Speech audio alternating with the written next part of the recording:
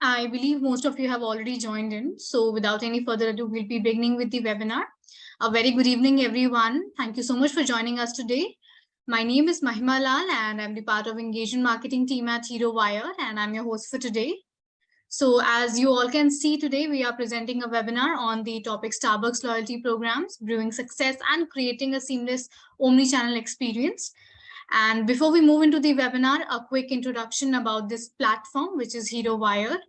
So Hero Wire is a premium learn tech company, which is a part of the larger Hero group, where we are on a mission to not only reimagine the way people learn, but also to build a better and a brighter future. We equip our learners with the right skill set, the right knowledge, and the expertise that they need in order to find success. So as you all can see, today we are presenting a webinar, and in order to present this webinar, we have Varun Gupta with us. A very warm welcome, Varun. A quick introduction about Varun, everyone. So Varun is a management expert with over 15 years of experience. He has executed business transformation programs for clients across diverse domains. His strengths lies in building strong client relationships and collaborating alongside teams in order to solve complex business issues. And he has been instrumental in driving strategy and growth across B2C, B2B, and D2C businesses, ranging from early age startups to well-established.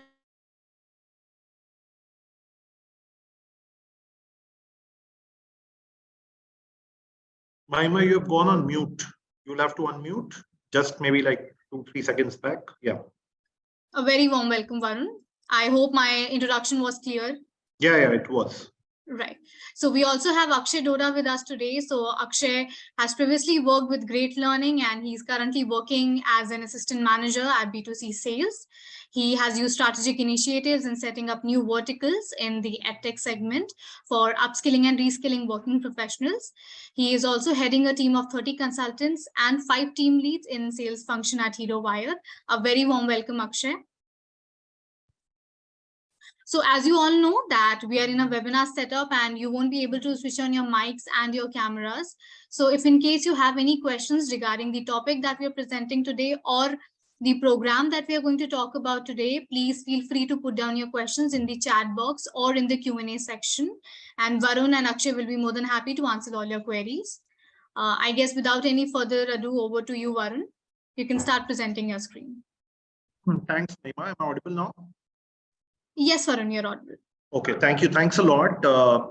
First of all, thank you for the introduction, and a very warm welcome and good evening to all the people who have, joined the webinar. Between me and Akshay, we will be, leading the webinar today, and we will take around, 75 to 90 minutes for this particular webinar. And we will break it up into 2 parts. So I will spend around 45 to 50 minutes going through, this particular case, which we are going to discuss on Starbucks today. And then Akshay will, spend time as a company, for our management domain. We have an SMB program, which is, in type with INSEAD. So he will take us through the nuts and bolts of the program and what do we have to offer. So people who would be interested in, listening through can stay back, and we will spend some time on the construct, on the offering, how do we run the program, what are some of the, salient features and differentiators. And that we will do at the second half of the session. So without any delay, let me project my screen and start with the case study. Just give me 1 second.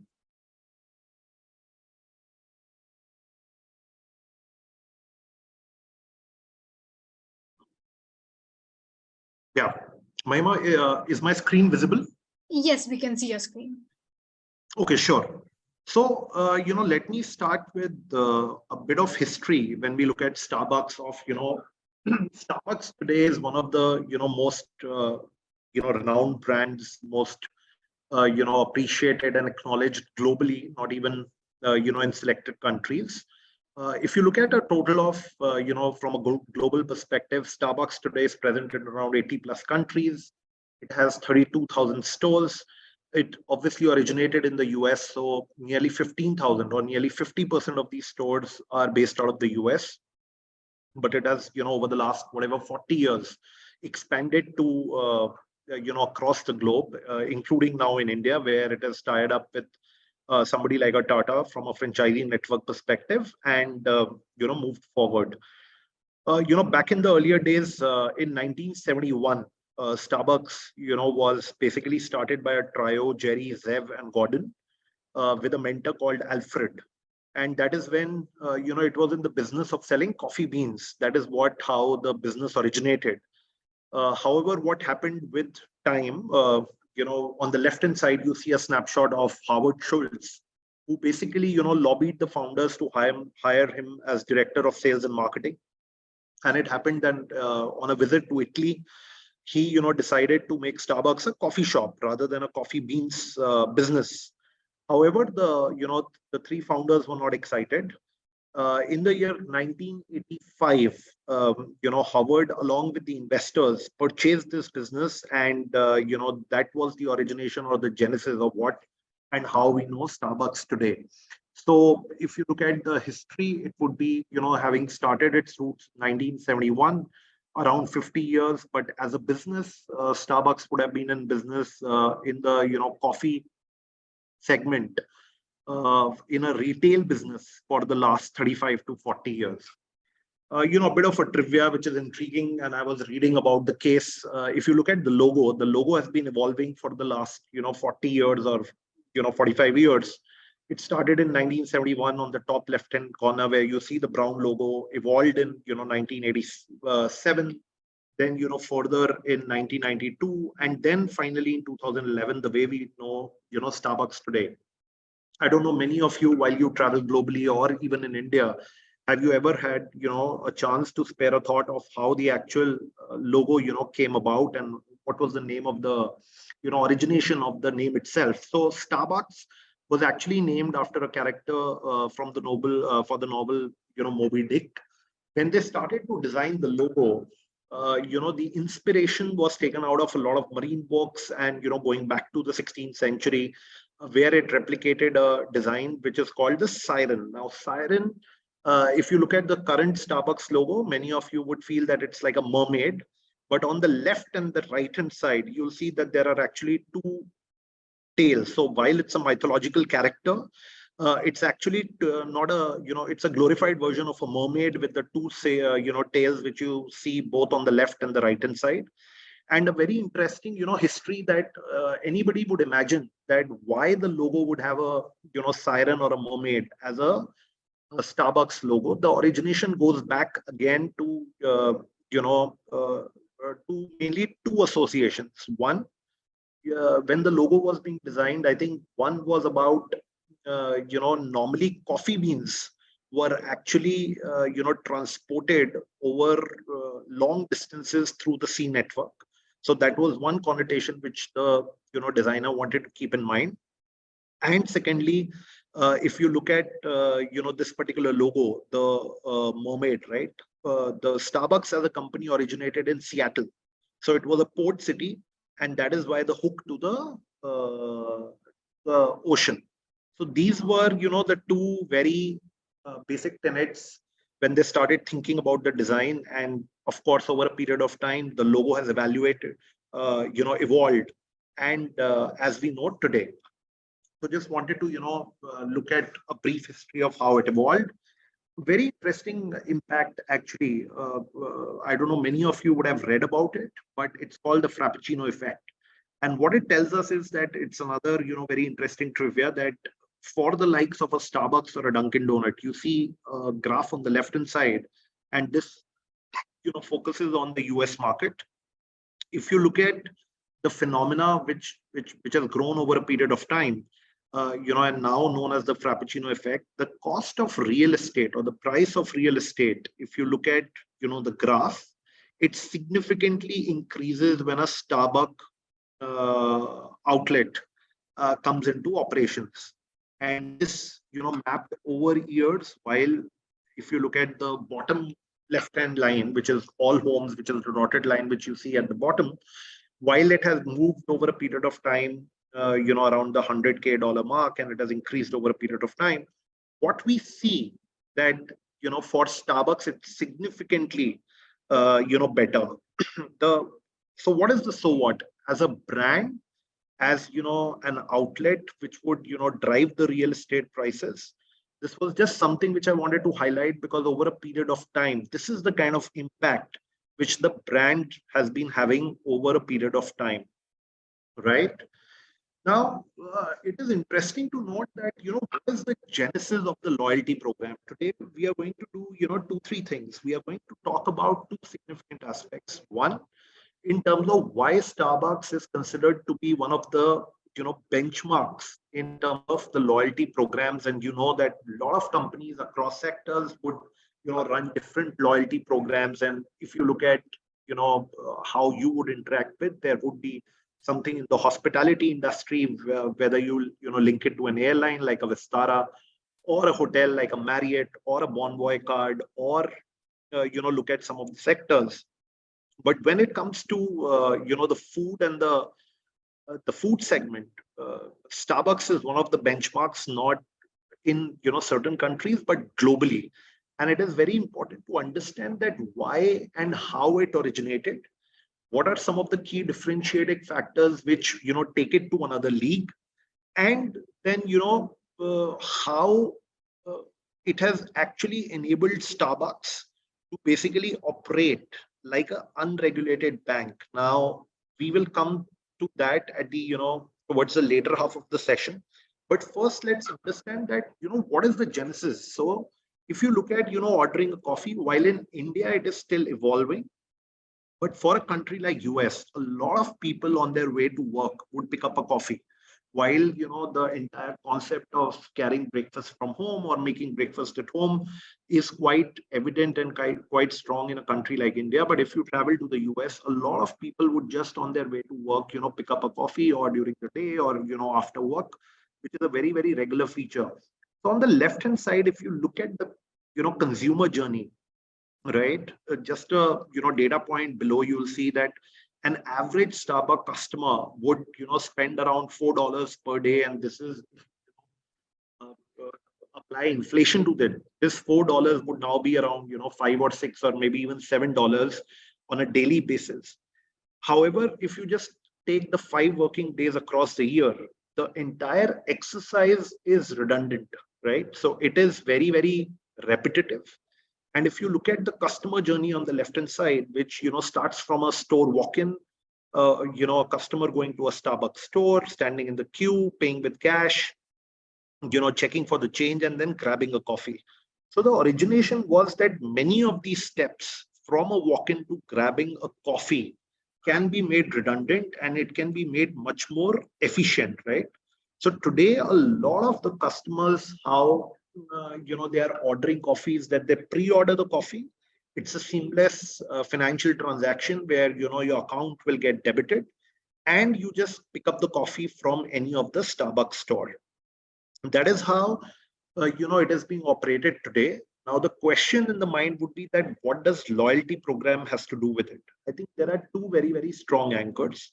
This facility is available to two kinds of customers: one who have a Starbucks loyalty program card, that is one, and secondly, from an omni-channel experience, people who have downloaded the app. So these are the two very strong anchors which is enabling the efficient journey, and how Starbucks is able to uh, do a lot of things for its customers. And we'll deep dive into some of the aspects as we move forward. On the right, it's a simple construct. Like as you spend dollars in a Starbucks, for $2 you spend, you earn a particular star. And then, of course, as in any other loyalty program, you accumulate these stars over a period of time, starting from 25 stars and going up to a 400 stars. And it's a tiered structure. There are mainly two kinds of membership, one a green and a gold, but those are the finer details. But you can start from customizing your drink, ordering the coffee, taking a more degree of personalization where it would cater to your particular choice, and going up to right up to merchandise. Many of us, while we are traveling, we would have seen that if we go to a Starbucks outlet in different countries, you would see that the merchandise ranges from a coffee mug to lots of different kind of coffees, to mugs, bottles, magnets, pins, etc., etc.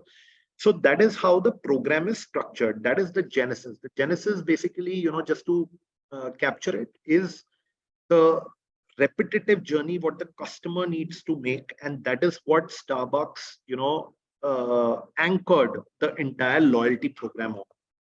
Now, in terms of the offering, it is very strongly intertwined with the app. So on the screen you'll see some screenshots where some elements of personalization where you would see your name and how you are wished. What do you do to earn stars? What would be the feature drinks? Or today in India you will see similar kind of personalized recommendations if you open up a Zomato or a Swiggy. And we have been talking across multiple sessions the role of artificial intelligence and machine learning in terms of how these apps work, right? They will record a lot of data, they will look at your history, and they will recommend you different kind of drinks. On the right hand side, a very transparent system in terms of what are the kind of rewards you can redeem it on, and what are some of the other things in terms of gift cards which you can engage with.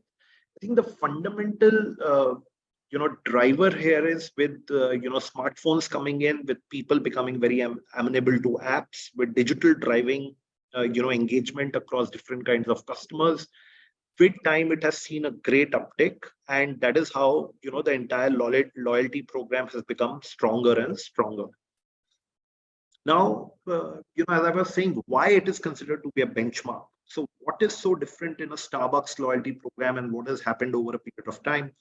As of 2022, there are around 30 million active Starbucks reward members. So active, you would understand that in a lot of different kind of industries, while people will go and register on the app, but to have active members, and 30 million would amount to around 3 crore people having active members, and active here is defined anybody who has placed an order within 90 days, is a phenomenal number, giving Starbucks a nearly 16% growth in its loyalty program. If you look at the last 3 or 4 years, the average CAGR, the growth rate in terms of the number of members and the number of transactions is actually upwards of nearly 20%. What it means for Starbucks today is that 50% of all its sales globally comes through the loyalty program. They directly attribute the increase in sales on an year-on-year basis, and this is again a 2022 number, an 8% increase in sales in terms of a direct attribution to the program itself. A mind-boggling number, nearly $10 billion being loaded on the Starbucks card program accounted for more than 50% of its sales. And what it does is that it fosters an industry first omni-channel experience, and we will get to the details. Now this 10 billion number is very, very important when we look at it, because when we come to the banking side of how Starbucks is operating today, while this amount is loaded, what it means for Starbucks is that at any given point of time on a moving average basis, Starbucks has an access of nearly $1.5 billion to be used at a 0% interest. And when we start deep diving into numbers, the unused amount is anywhere between 150 to $200 million. So what it means essentially for the company is that nearly 1500 to 1600 crores is getting added to the bottom line, without any effort. So while we were launching the campaign for this particular topic, a lot of people actually reached out to me and messaged me on LinkedIn of how they are actually doing and how are part of this, but we will go into the details at a later point of time. So in terms of the program, I think some key tenets in terms of how it functions and how it comes to life. I think the first thing is the rewards and benefits. And while we look at this program, a lot of these tenets or a lot of these angles would remain the same, but how Starbucks is driving it across its app and providing an omni-channel experience is significantly superior to what the other players are doing. Let's just deep dive into some of the elements. Mahima, what I'll also do, I see that there are a lot of questions, but I will just take a pause maybe in 5 or 10 minutes, and then we can answer some of the questions, and we can take 1 or 2 breaks. And at the end of the session, I will come back to all the queries which our learners have. So in Sure. terms of rewards and benefits, like any other program, it would offer you based on the number of stars you have earned. It will offer you free coffee, free and we looked at the tiered structure, right from customizing your offering to free coffees where you can exchange stars to free drinks on members' birthday, etc., etc. So that is the basic structure of the program.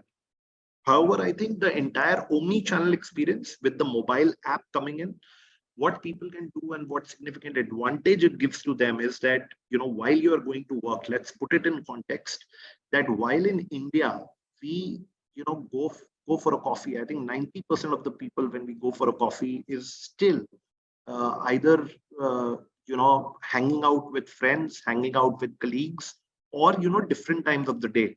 But let us understand that in a country like US or in some of the other countries, the coffee is picked up mainly while traveling to work in the morning.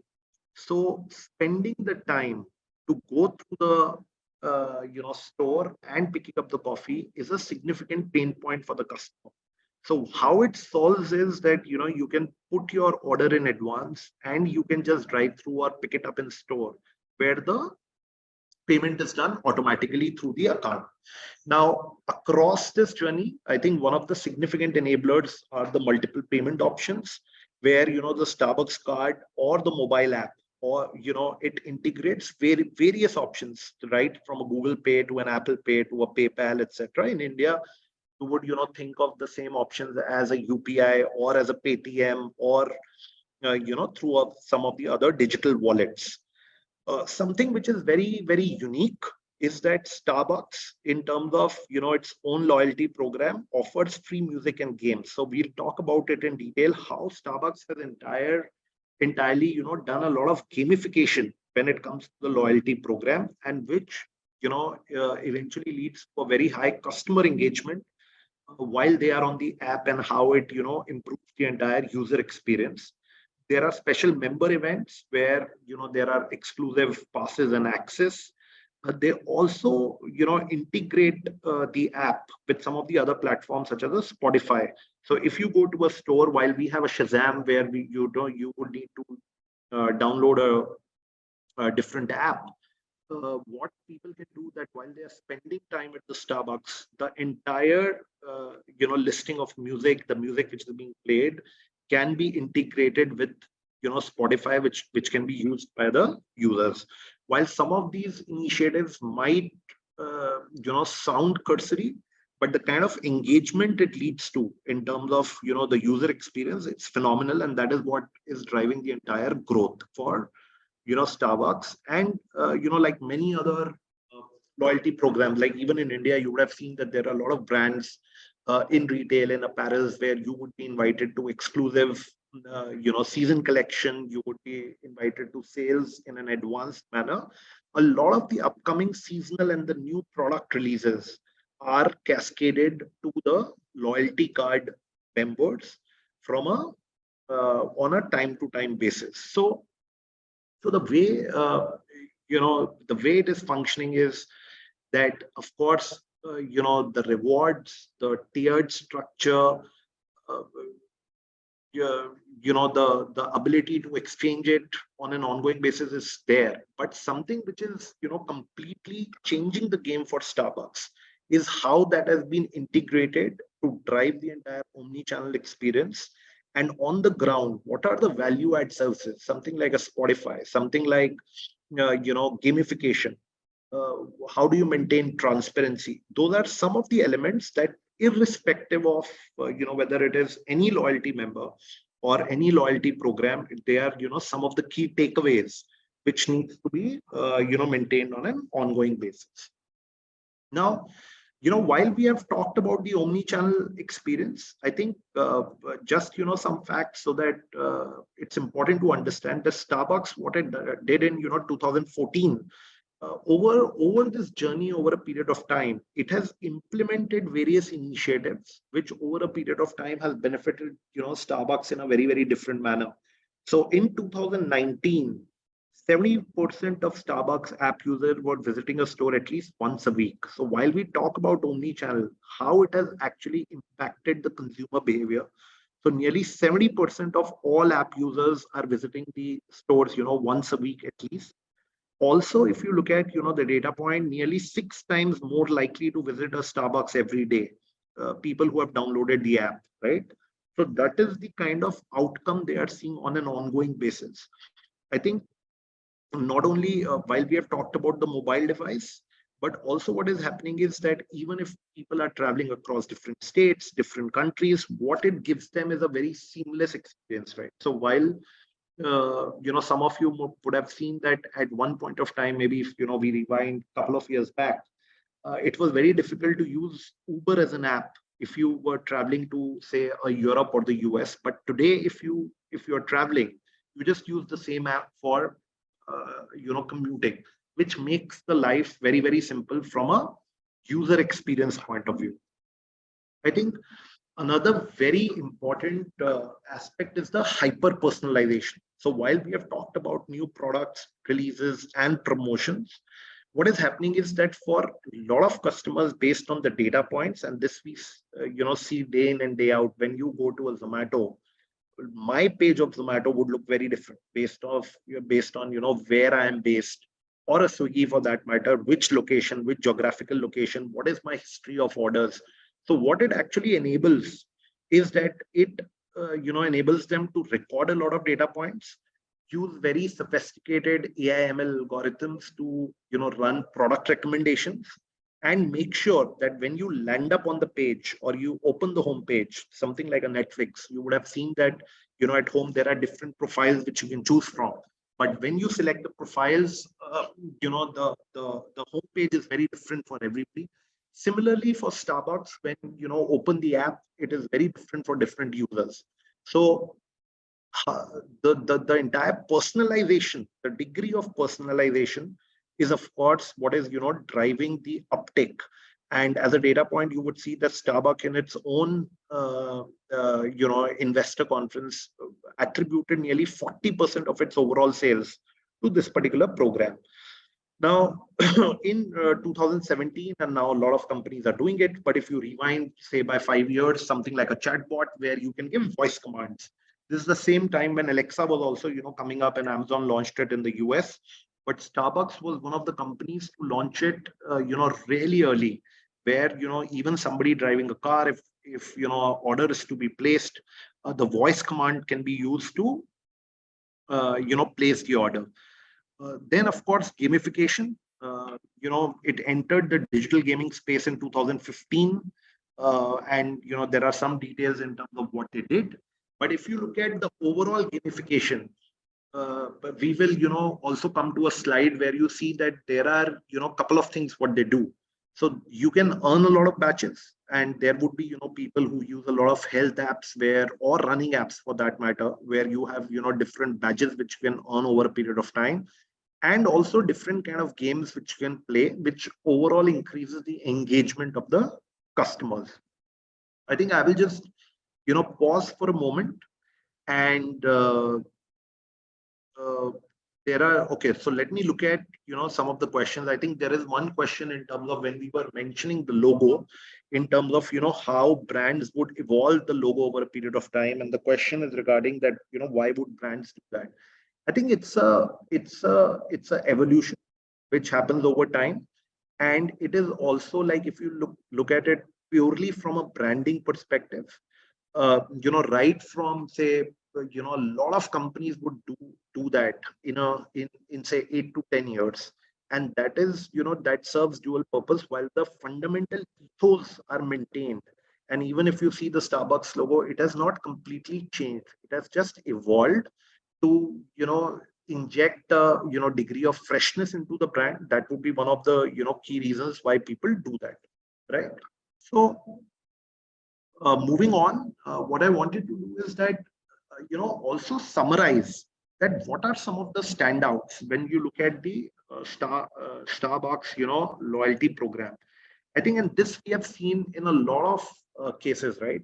Today in India, if I take example of an Amex, for that matter. How many of us keep talking about that? We always want to, it becomes aspirational after a, point of time. So Starbucks, in order to enroll for the reward program, charges a $15 fee, which in the overall context might seem, relatively lower, but let us evaluate it at two levels. One, a lot of loyalty cards come free of cost.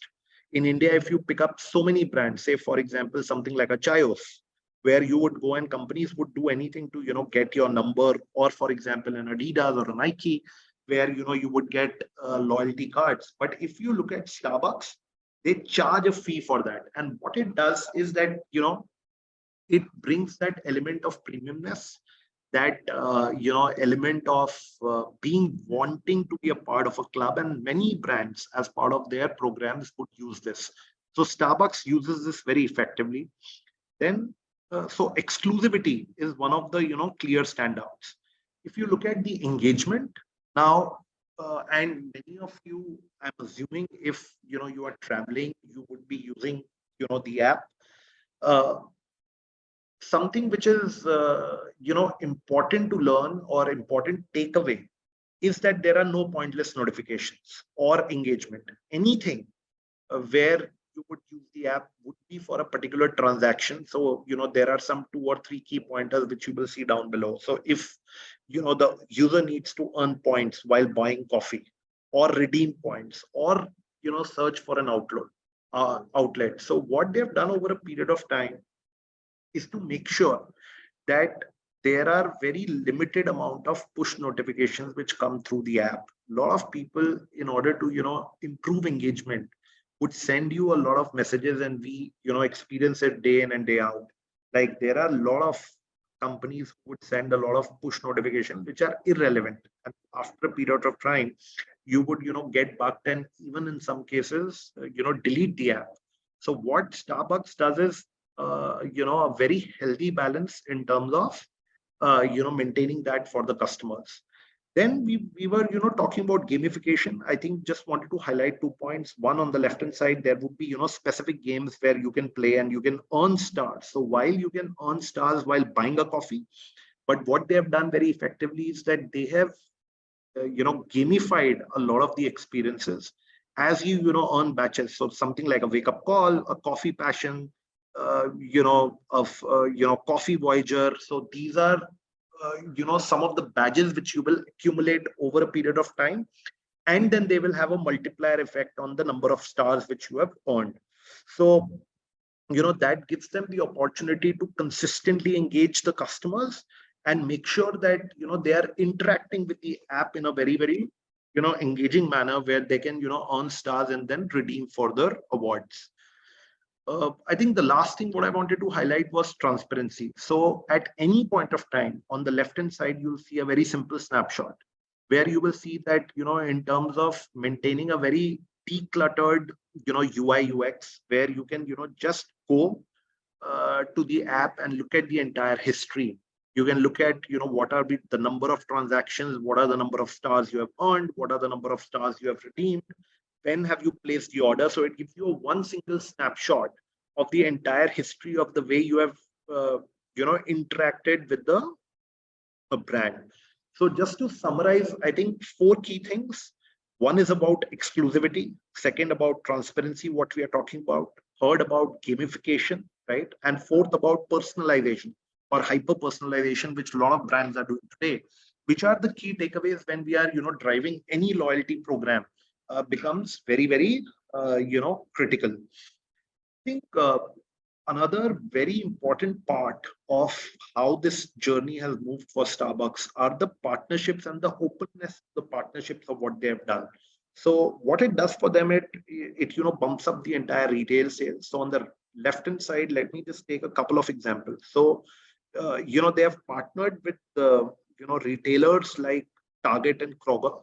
What it means is that if I go to a particular outlet and I, shop from there, even from a Starbucks kiosk, which is a smaller kiosk, and I pick up a coffee, even if the kiosk is not there, and I'm, say, picking up a bottled coffee from a retail store where there is no Starbucks kiosk, I can just, scan a barcode and my points will get automatically updated. What it means is that for the customer across multiple channels, it increases the touch point and encourages them effectively, or not as a deterrent that you have to go to the store. That is one. Secondly, like we have a Swiggy or a Zomato in India, or maybe maybe some of the other logistics and service providers. The DoorDash partnership which they have in the US has actually helped them to rapidly expand into multiple cities. So what they have done is that they have partnered with them in terms of the logistics partner. That is one thing they have done. Thirdly, I think Odyssey, which I've listed there and which you see the on the left top corner. What Starbucks has also done very effectively is to catch on some of the latest development. So if you look at some of the latest development in the last couple of years, be it blockchain or be it NFTs, some of you would be familiar with the concept. They actually did a partnership and created this entire experience on the app where you can actually collect stamps which are linked to NFTs, uses the blockchain technology, and accumulate stars. What it helps them to do is that position themselves as a technology first mover. They are able to connect to a lot of customers who are abreast with these evolving technologies, etc., and also positions them as being front runners in terms of catching on to the latest trends and overall improve the experience. So these are some of the partnerships which they have driven over a period of time.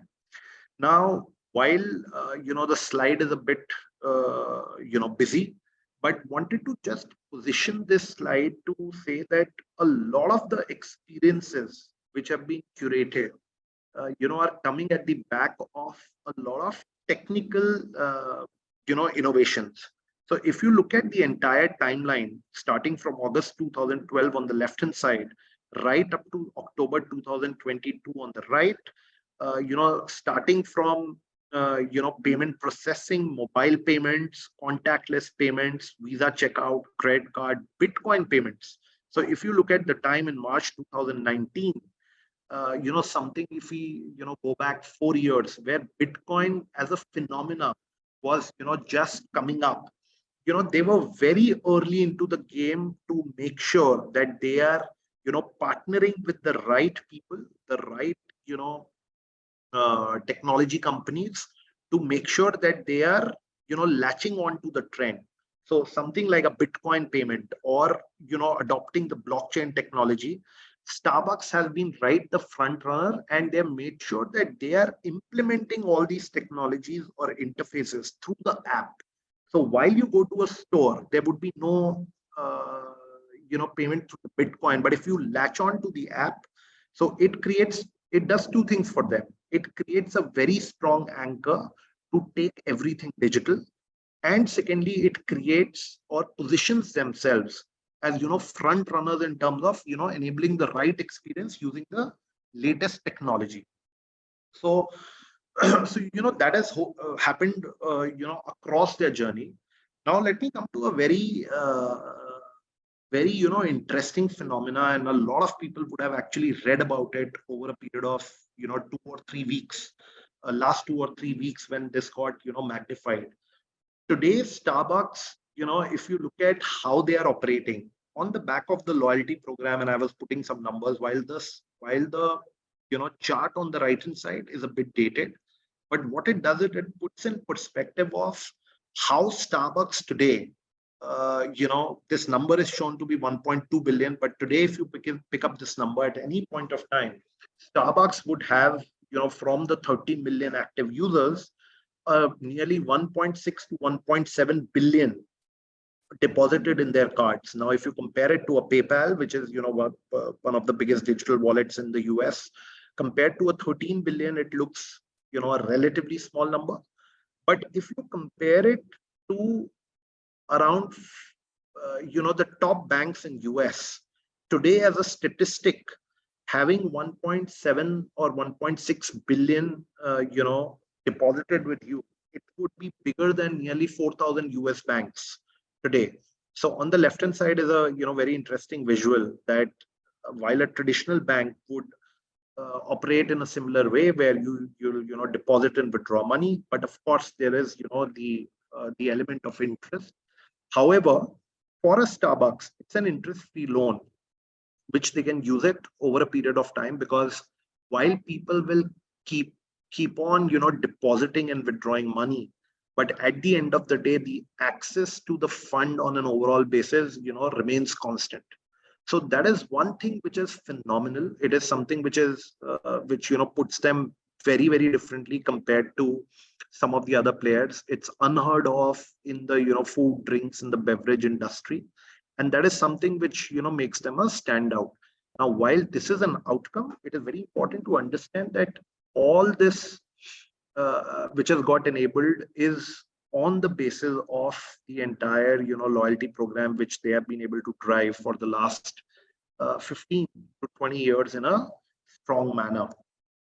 Just wanted to highlight some of the, while we have discussed many of these data points, I think it's important to note that uh, the breakage amount, while we have discussed some of the numbers, you'll see 180 million. What it essentially means is that for Starbucks, for people, the people who are not eventually using this money which is deposited into the accounts, that on an annual basis is anywhere between 150 to 200 million, which in Indian rupees would be around 1600 or 1500 crores. Imagine that getting added to your P&L on an annual basis just because people are not using the funds which they have deposited. So a very interesting phenomena. And with that, let me stop sharing my screen. So I think what we wanted to do today is just to summarize in terms of our discussion, one of the best loyalty programs globally. However, while that is an outcome, it's been anchored on a lot of different anchors. One, integrating it with the app, creating a omni-channel experience which is driven by hyper personalization for the customer. Second, improving the entire UI, UX, and engagement for the customers, driven through gamification, driven through engagement. And third, constantly innovating in terms of how the entire experience for the user can be simplified on an ongoing basis, right? So that has been done, on an ongoing basis. I think, Mahima, what we should do is that for all our participants, please share the LinkedIn profile for the company, and otherwise, Sure. if there are Right. any specific queries, be happy to connect with them and answer in detail. What I would do is that I will take a break. I will let Akshay to come in. What we will do is for the next 20-25 minutes, as discussed in the earlier part of the session, Akshay, let's look at the actual offering where we have the tie-up with INSEAD. It's a phenomenal program.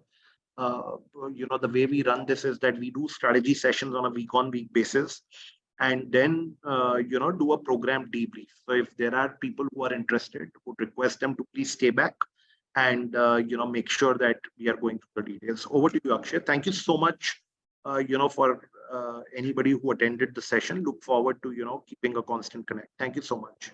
Thank you, Varun, for the session. Over to you, Akshay. Akshay, your mic is on mute, right? Yeah, you're not audible, Akshay. You'll have to just unmute.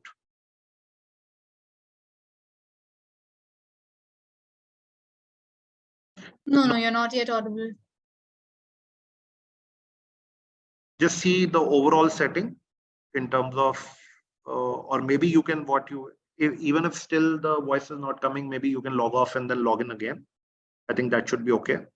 Yeah, now it is connecting to the audio. Now say something. No, you're not audible. I think you can rejoin. Sorry, just to the participants, I think just would request you to be patient for a couple of minutes. Some audio issue, but that should be fine. Meanwhile, everyone, I'm sharing Varun's LinkedIn profile. You can connect with him over LinkedIn itself. Yeah, I think Mahima, some of the people, they are asking about the recording. Right. For all the webinars which we do, they are also uploaded on the website. So you'll have a link which actually goes on to YouTube, and you can actually go and listen in, to the detail. What we also do, I think in another 4-5 days, we create the collateral in terms of a simple case study, which is again uploaded on LinkedIn. So I would encourage all of you to, whosoever is interested in the detail can actually go to the website and go to the link to listen into the recording. Akshay, if you can just test the audio. No, Akshay, there is some problem. What you can do, you can come into this room. I have my laptop connected, and you can take the call from this laptop. Yeah.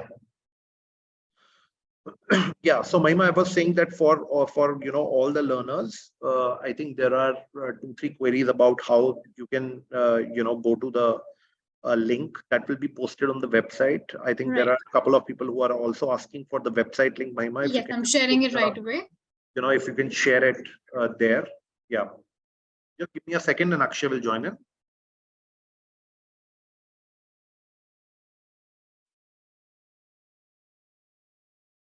I have shared the website link as well, and you can just check out our webinars there itself. Yeah. Akshay is here with us. Over to you, Akshay. Yeah, thanks, Mahima. Hi, everyone. So as you can see, Varun have very well explained how Starbucks have taken up some strategic calls to develop their business and take some different strategic calls to position their brand in a right manner at the right time, right? Maybe they were using some good collaborations, partnerships, and the technology part as well. Now, a lot of you must be working in some kind of a role where you must be an entrepreneur or maybe a leader, starts from a team lead role, a manager, senior manager, up to a CEO role as well, right? Now, all these roles require some management theories that in the similar manner that Starbucks has used, right? So for all those people, we have designed this program in collaboration with one of the global business school, which is INSEAD, right? So HeroWired, as you all know, it's an EdTech initiative of Hero Group. So HeroWired have basically collaborated with INSEAD to design a program which majorly focus on strategic management and business essentials. Now, this program is coming up with a short duration, which is for 6 months, and basically being designed for all those working professionals who are looking forward to upskill themselves and looking for a career transition or looking for a better growth. Now, when I talk about the better growth, I directly say where you can learn something new and do your current work more productively and efficiently, right? Now, if I talk about a 6 months program that is being offered by HeroWide and INSEAD, obviously you're a working professional, so you must be free on Saturday and Sunday. So we understand that area and we have provided that flexibility that it's not a regular program, because I personally believe that if you're upskilling yourself on weekends, definitely you are taking one step ahead for your career growth to have a better stable career for next 5 to 10 years if you're upskilling on weekends basically.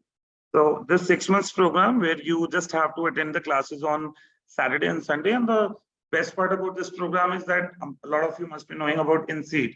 It's a global business school, and the best part about this particular program will be where 50% of the program curriculum will be delivered by the INSEAD faculties, and other 50% curriculum will be delivered by the other Indian industry experts who are coming with close to 2 decades of work experience in the industry itself. Now, if you want to understand what are the areas that this program will be focusing and how you can be benefited from this particular program of 6 months if you're enrolling yourself. So I can just define into 5 to 6 pointers. The very first point that this program will focus in terms of upskilling perspective is the broadened perspective. Because when you will be learning the recent management theories that we have integrated as particularly as part of this particular program, it will help you to expand your professional network and exchange ideas and individuals from different backgrounds and experiences who are coming up in the program. So these kind of a networking and the broader perspective that you will be getting from this particular program will definitely help you to broaden your current management skills and do something better in your current job role, or if you're an aspiring candidate for the next role where you might be facing a lot of challenges in terms of the skill set, especially in the management skill set. This program basically cover up all those areas itself. Now, if I go with the most important point that this particular program cover ups is strategic thinking and the planning. So this strategic management program from INSEAD and HeroWide basically focusing on developing the strategic thinking skills and the ability to formulate and execute the business strategies. So after learning the strategic management, you can also enhance your strategic planning capabilities, align business objectives with long-term goals, and make more informed decisions that can drive your success for the organization itself, right? Maybe you can implement as an entrepreneur, and you can also implement it in your current organization as well.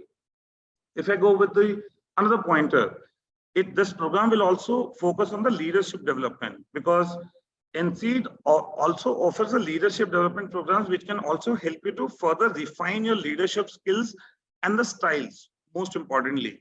So this particular program will definitely help you to develop. So for example, I'll just give you a good example. If you're leading a team of 50 people, this program will enable a skill set for you, which will help you to understand how to lead a team of 500 people itself.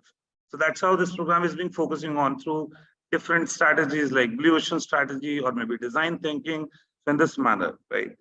So if I touch base, another point is it can be an innovation and change in management, where basically this knowledge can be valuable as a leader, as it equips you with the skills to navigate and disruptive processes, lead transformation, and foster a culture of innovation with the organization itself. So it's a overall package for all such people who are looking forward to upskill themselves with a management program, where you might have found yourself where you might have done some sort of a management program earlier, maybe 5 years back or 10 years back. It's always good to upgrade yourself.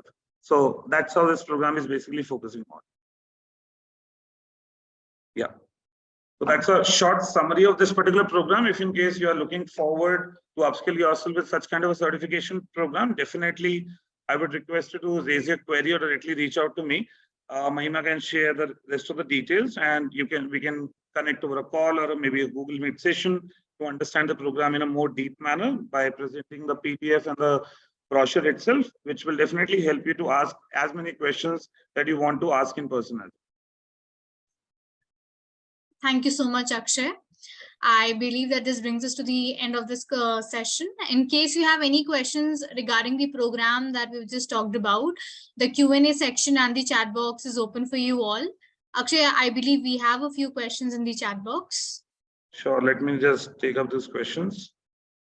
Well, a lot of people are asking about the cost of the fee program. So the program costs you 4,50,000 plus 18% GST, and over and above, we are also running with a scholarship campaign. So if in case you're enrolling with within deadline that has been given by INSEAD, definitely you can also go for the scholarship campaign program as well. If anybody else have any other questions, Akshay is right here to help you out with all your queries. Akshay, you can refer to the Q&A section as well if in case we have any questions there. Sure, I'm already referring to the Q&A section. So somebody has asked about the faculty.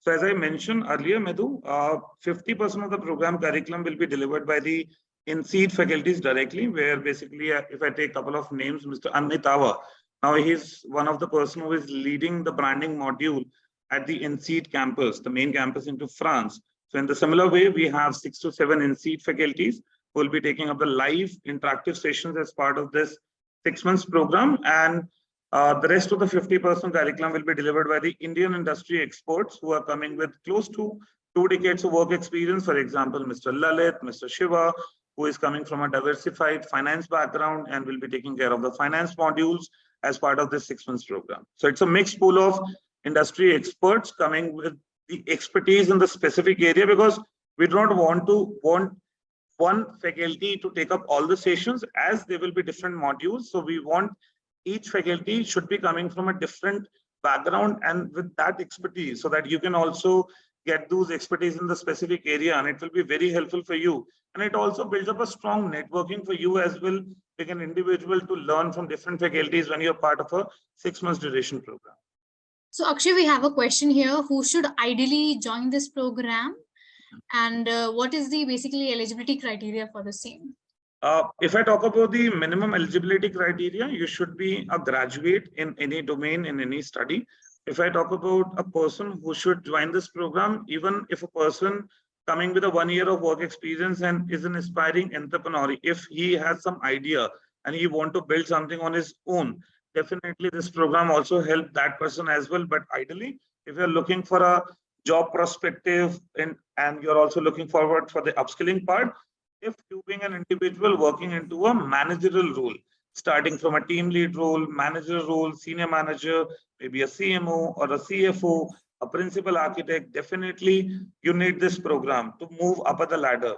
For example, if in case you are currently working as a manager and you're planning for the next role, that is a senior manager, as per the hierarchy in the organization, definitely you need a right skill set so that you can showcase your right skills and the competencies in front of the new recruiters or the current organization so that they can give you that opportunity. And this program basically fill that gap and give you that particular skill set. If in case you're planning to move up the ladder, if you do not do this program in next 2 years, this program will enable that position for you within a year or so. So do we provide any placement assistance for this program, Akshay? Yes, we do. So we have a dedicated career support team who gets in touch with you in the very first month of the program to understand from which background you're coming from. So if in case you're seeking for a placement opportunity when you will be on the urge of completion of the program, definitely that career support is in place. We will try to find out one of the best opportunity for you that is available in the market at that point of time. I believe we have covered most of the questions here. Yeah.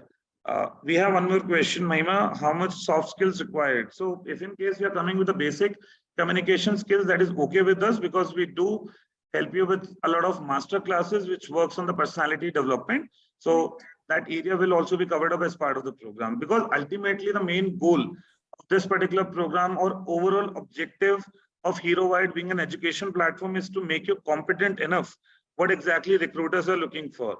So that's why, as I mentioned, the eligibility criteria, if you're a candidate who is looking for a management program, this is, and you think that doing a management program is the need of the hour for your growth, maybe it's a vertical growth or a horizontal growth, this program is the solution of that particular need. Thank you, Akshay. I believe this brings us to the end of this session. Thank you so much, everyone. And if in case we have missed out on any of the questions or any of the queries of yours, our team will be reaching out to you post this session and they will be personally helping you out with more details about this program. Thank you so much, Akshay, for sharing insights over the program. Yeah, thank you, Mahima. Thank you, everyone. Thank you, everyone, for being a lovely audience today. We'll be coming back with yet another exciting webinar. Thank you so much for joining us today. Thank you.